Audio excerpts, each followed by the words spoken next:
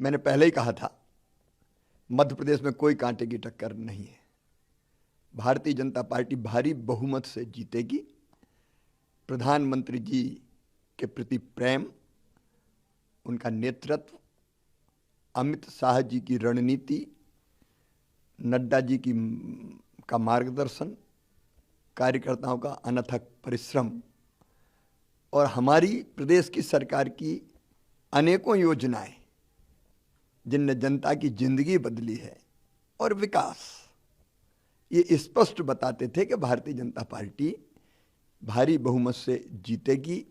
मैं तो हमेशा आत्मविश्वास से भरा रहा और मैंने सदैव कहा कि जो एग्जिट पोल कह रहा है वो लगभग जन भावनाएं हैं और हम भारी बहुमत से जीतेंगे।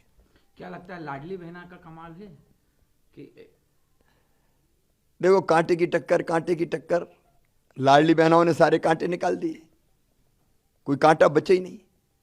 मैंने ऐसा चुनाव नहीं देखा कि जहां हम जाते थे पुरुषों की भीड़ तो होती थी लेकिन उससे ज्यादा बहनें आती थी, बेटियां आती थी, बच्चे भी आते थे और बहनों का जो लाड़ और प्यार मिला वो अद्भुत और अभूतपूर्व है।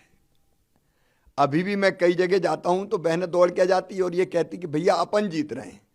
वो ये नहीं कहती कि बीजेपी की सरकार बनेगी कि आपकी सरकार बनेगी, वो ये कहती कि अपन जीत रहे हैं। अपन जीत रहे हैं मतलब बीजेपी की जीत में बहनों को अपनी जीत दिखाई दे रही है और इसलिए लाडली बहना ने सचमुच में चमत्कार किया है। वोटिंग के बाद हमारे बीजेपी की भी कई नेताओं से बात हुई, अनौपचारिक चर्चा में भी आप 140 तक पहुंचे।